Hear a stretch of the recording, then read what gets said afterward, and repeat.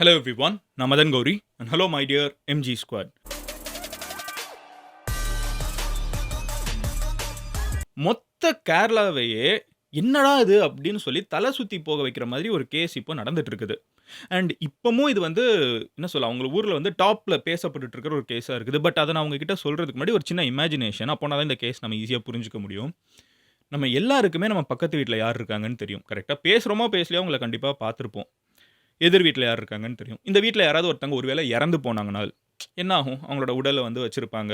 நம்ம பேசுறோமோ இல்லையோ நம்மளுக்கு வந்து அங்க ஒரு இறந்து போயிருக்காங்கங்கிறது தெரியும் விஷுவலா. அந்த ஏரியால இருக்கிற எல்லாருக்கும் தெரியும். உடல் வெளிய இருக்கும். அது உள்ள வச்சிருப்பாங்க. ஒரு ஐஸ் பாக்ஸ் வரும். ஒரு ஃபியூனரல் நடக்கும். கொண்டு போவாங்க. இதெல்லாம் இருக்கும்ல.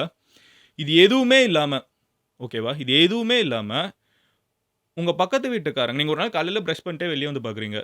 உங்க ஏரியா ஃபுல்லா ஒரு போஸ்டர் இருக்குது. உங்க பக்கத்து வீட்ல இருக்கிறவங்க வந்து முக்தி அடைஞ்சுட்டாங்க. அவங்க சுவாமி கடவுளாயிட்டாங்க.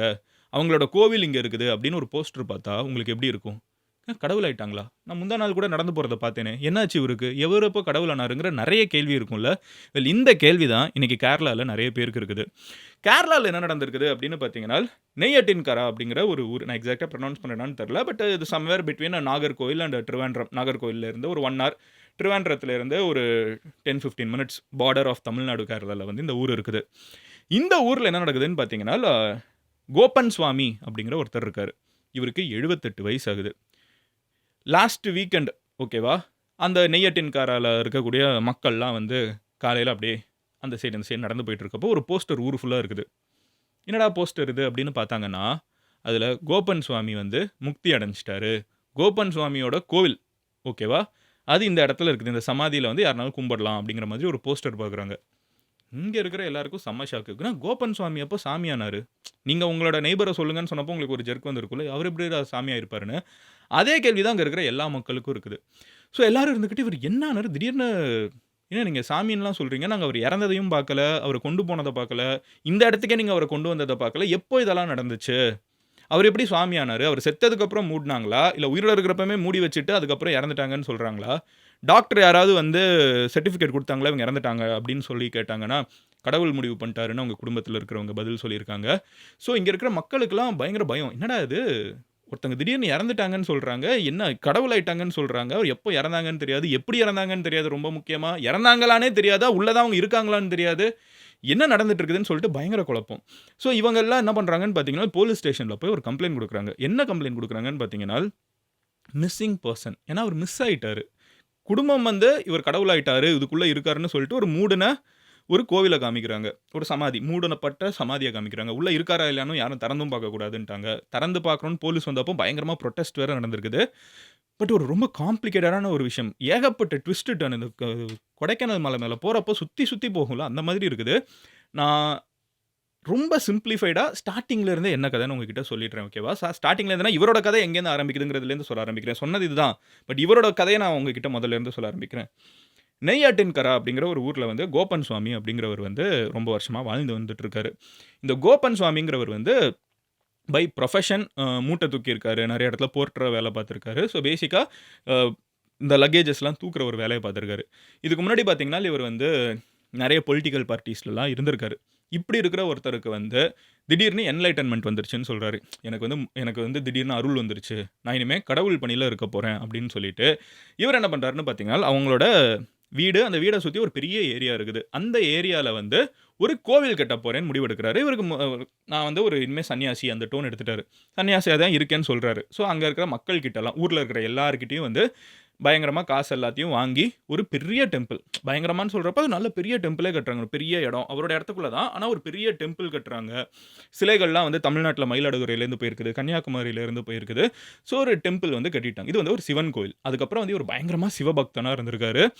ஒவ்வொரு சீசன்லயும் வந்து ஒரு சிவன் பூஜை வர்றப்போ, ஊர்ல இருக்கிற எல்லார்கிட்டயும் மணி கலெக்ட் பண்றது அப்படின்னு சொல்லிட்டு ஒரு விஷயம் போயிட்டே இருக்கிறப்போ, at some point in time சுத்தி இருக்கிறவங்கலாம் இதுக்கு கணக்கு கேட்க ஆரம்பிக்கிறாங்க. எங்களோட காச வாங்கி தான் நீங்க கோயில் கட்டுறீங்க. எங்களோட காச வாங்கி தான் அந்த பூஜையெல்லாம் பண்றீங்க. இது எதுக்கு எவ்வளோ செலவாகுது? அப்படின்னு கேட்கிறப்போ, இவரோட குடும்பத்துக்கும், சுத்தி இருக்கிறவங்களுக்கும் பயங்கரமா பிரச்சனை வருது. கோப்பன் சுவாமிங்கிறவருக்கு வந்து மொத்தம் 2 பையன். ஓகேவா? ஒய்ஃப் 2 பையன். இப்போ இவங்களோட குடும்பத்துக்கும், சுத்தி இருக்கிறவங்களுக்கும் பயங்கர பிரச்சனை. நீங்க எப்படி கேட்கலாம்? அது கடவுளோட காசு. நீங்க எப்படி கேட்கலாம்? கணக்கு கேட்கலான்னு ஒரு சண்டை அங்க இங்கேன்னு வந்துகிட்டே இருக்குது. ஸோ ஊர் மக்களுக்கும் இவங்களுக்கும் ஒரு பெரிய கான்டாக்ட்லாம் இல்ல. ஆனா இருந்தாலும் இது அவங்களோட வீடு தான். அந்த ஏரியாக்குள்ள தான். அந்த அவங்களோட லேண்டுக்குள்ள தான் இந்த கோவிலும் இருக்குது. அவங்களோட வீட்ல இருந்து இந்த கோவில் வந்து ஒரு 200 மீட்டர்ஸ் டிஸ்டன்ஸ் ஓகேவா? நடந்து வரும். கொஞ்சம் நல்லாவே நடந்து வரணும். தள்ளி இருக்குது. அவ்வளோ பெரிய இடம் அவங்களோடது. அதில இந்த கோவிலும் இருக்குது. இந்த சிச்சுவேஷன்ல என்ன ஆகுதுன்னு பார்த்தீங்கன்னா, கோபன் சுவாமி வந்து டயபெட்டிக் பேஷண்ட்டுங்கிறாங்க. ரொம்ப பெட் ரிடனா வேற இருந்திருக்காரு. லாஸ்ட் கொஞ்ச நாளா ரொம்ப உடம்பு சரியில்லாம பெட் ரிடனா இருந்திருக்காரு. இதுதான் அந்த சுத்தி இருக்கிற எல்லாருக்கும் இந்த கோபன் சுவாமிய பத்தி கடைசியா தெரிஞ்ச விஷயம் என்னன்னா, கோவில வந்து அடிக்கடி திறக்கிறது கிடையாது. எல்லாரும் ஃபண்ட் பண்ணி ஆரம்பிச்ச ஒரு கோவில் வந்து லாஸ்ட் ஃபியூ மந்த்ஸா கம்ப்ளீட்டா மூடி கிடக்குது. யாருமே வர்றது கிடையாது. ஏன்னு கேட்கிறப்போ, அவங்க குடும்பத்தில இருக்கிறவங்க கோபன் சுவாமிக்கு உடம்பு சரியில்ல. பெட் ரிடனா இருக்காருங்கிறத மட்டும் சொல்லியிருக்காங்க. ஸோ ஊர் மக்கள் இருந்து சரி ஓகே அவர் மறுபடியும் ரெக்கவர் ஆன உடனே வருவாரு. வயசாயிடுச்சு 78 வயசாயிடுச்சு. அவரால வந்து டெய்லிக்கு இதெல்லாம் பண்ண முடியாதுன்னு நெனைச்சுட்டு நார்மலா போயிட்டு இருக்காங்க. அப்படி இருக்கிற ஒரு நாள் தான் திடீர்னு காலையில அவர் வந்து சாமி ஆயிட்டாருன்னு போட்ட உடனே எல்லாருக்கும் அவர் கடைசியா நாங்க எப்ப பார்த்தோன்னே எங்களுக்கு ஞாபகம் இல்ல. ரொம்ப மாசமாச்சு. அவர் உண்மையிலேயே எப்படி இறந்தாரு? அவரு இறந்தாரா? அதுக்கப்புறம் தான் மூடுனாங்களா? இல்ல உயிரோட இருக்கிறப்பமே மூடிட்டாங்களான்னு நெறைய கேள்விகள் வந்த உடனே தான், இவங்க போய் இந்த கேஸ வந்து ஃபைல் பண்ணியிருக்காங்க. Missing person. ஏன்னா எப்போ யாருமே அவர் உடலையே பார்க்கல அப்படிங்கிறதுனால போலீஸ்ல போய் கேஸ் ஃபைல் பண்ணியிருக்காங்க. போலீஸ் வந்து ஃபர்ஸ்ட் இத வந்து பார்க்குறாங்க.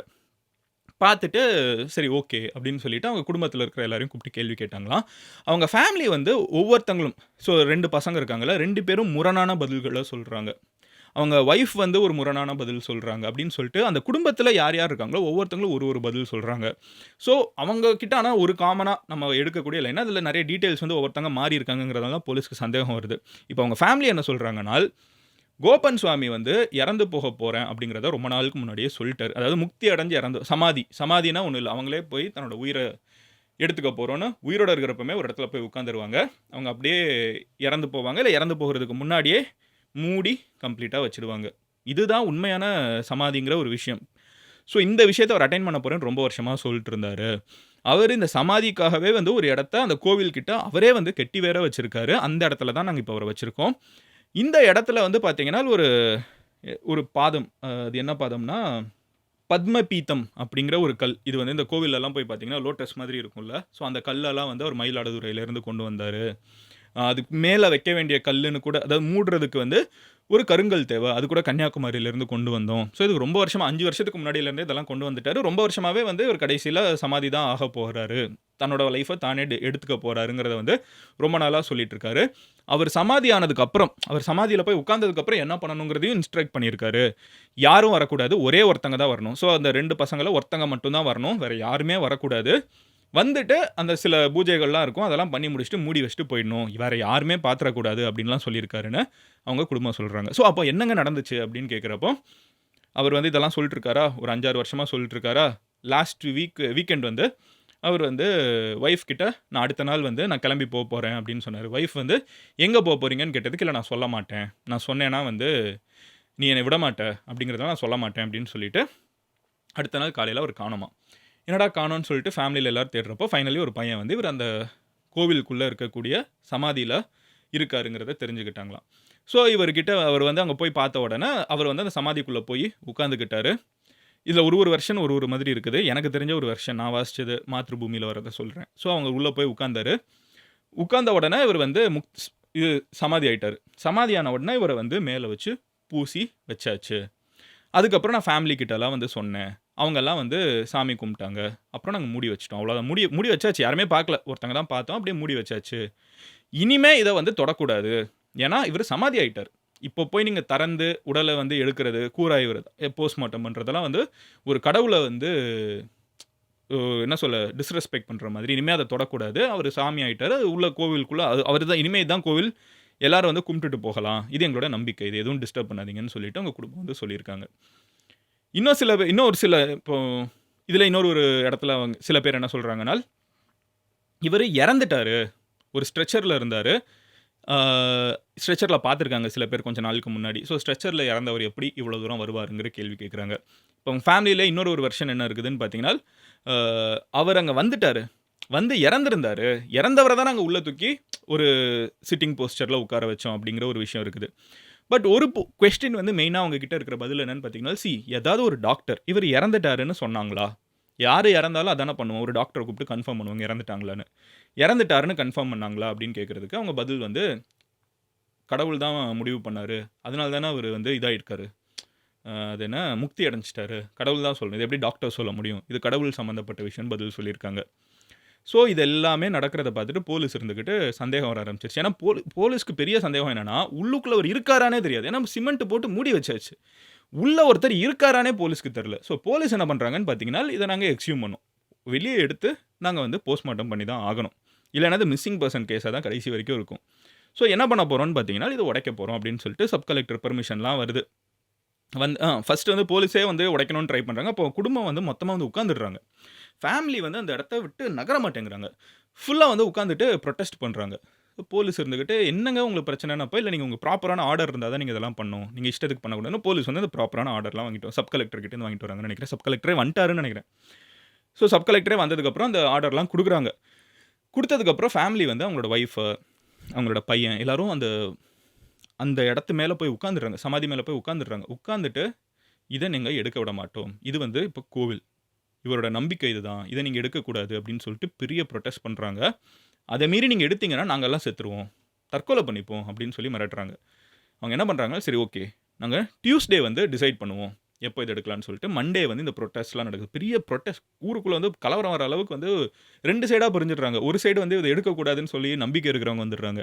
இன்னொரு சைடு எ எடுத்து தான் ஆகணும்னு சொல்லி லாஜிக்கலா கொஸ்டின் கேட்கிறவங்க வந்துடுறாங்க. ஸோ 2 சைடுமே பெருசா கூட்டம் எல்லாமே வர ஆரம்பிச்ச உடனே, சப் கலெக்டர் வந்துட்டு, சரி ஓகே. நம்ம நெக்ஸ்ட் டே பார்ப்போம்னு சொல்லிட்டு, இன்னைக்கு தட் இஸ் டியூஸ்டே. இன்னைக்கு வந்து அவங்க நாங்க வந்து எடுத்து தான் ஆகணும். வேற வழி இல்ல.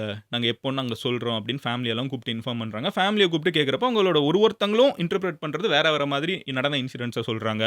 அவங்களோட ரிலேட்டிவ்ஸ் யார் யார் கடைசியா வீட்டுக்கு போயிட்டு வந்தாங்கங்கிறது வேற ஒரு வெர்ஷனா சொல்றாங்க. ஸோ இந்த மாரி ஒவ்வொருத்தங்க ஒரு ஒரு வெர்ஷன் சொன்னதுனால, கோப்பன கடைசியா அவங்க குடும்பத்த தாண்டி யாருமே பார்க்கவே இல்லங்கிறாங்க. ஸோ என்னதான் நடந்துச்சுங்கிறத நாங்க திறந்து செக் பண்ணி தான் பார்த்தாகணும்னு இவங்க சொல்லியே ஆகுறாங்க.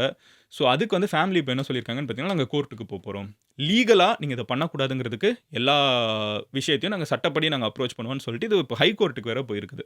ஸோ இதுதான் இப்ப கேரளால வந்து எல்லாருக்கும் இருக்கிற பெரிய குழப்பம் என்னன்னா, உண்மையிலே என்னதான் நடந்திருக்கும். அவங்க என்ன சொல்றாங்கன்னா, கோபன் அங்க போனதுக்கப்புறம் காலையில 10:30 மணிலேருந்து நைட்டு 3:30 மணி வரைக்கும் ஒரு நாள் ஃபுல்லா நாங்க பூஜை பண்ணோம். அந்த கோவில் மூடி இருக்குங்கிறதுனால யாரும் பெருசா உள்ளயும் போய் பார்க்கல. ஆனா வந்து சுத்தி இருக்கிறவங்கலாம் என்ன சொல்றாங்க, நெய்பர்ஸ்லாம் மீடியால பேசுவாங்கல்ல, அவங்க என்ன சொல்றாங்கன்னா, இது அப்ப மட்டும் கிடையாது. ரொம்ப நாளாவே அன்னைக்கு ஒரு நாள் மட்டும் இல்ல. ரொம்ப நாளாவே இந்த கோவிலுக்குள்ள வந்து மூடுன கோவிலுக்குள்ள ராத்திரி நேரத்தில நெறைய சவுண்ட் வரும். ஏதோ அக்கல்ட் பிராக்டிஸ் இந்த பில்லி சூனியம் மாதிரி வந்து அவங்க சந்தேகிக்கிறாங்க. ஏன்னா கேரளால கொஞ்ச நாளுக்கு முன்னாடி இந்த மாதிரி இன்சிடென்ட்ஸ் 2, 3 நடந்திருக்குது. நரபலி குடுக்குறது, பணக்காரங்க அவங்க நெனைக்கிறது, இந்த மாரி நெறைய நடந்திருக்குது. ஸோ அந்த மாதிரி ஏதாவது இருக்குமான்னு neighbours சந்தேகிக்கிறாங்க.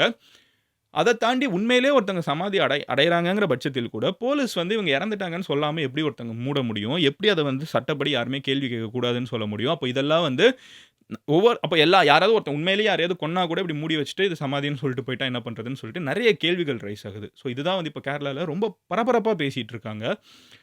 Probably within a week maximum நம்மளுக்கு கோபன் வந்து நார்மல் சர்க்கம்ஸ்டான்ஸ்ல தான் இறந்து போனாரா? இல்ல அவர் யாராவது ஏதாவது பண்ணி இறந்து போனாரா? இதுக்கு பின்னாடி என்ன இருக்குது? ஏன்னா, இந்த கோவில் கட்டுனதுல பிரச்சனை இருக்குது. எல்லார்கிட்டயும் மணி வாங்குனதுல பிரச்சனை இருக்குது. இவரு பொலிட்டிக்கல் அவுட்ஃபிட்ஸ்ல இருந்திருக்காரு.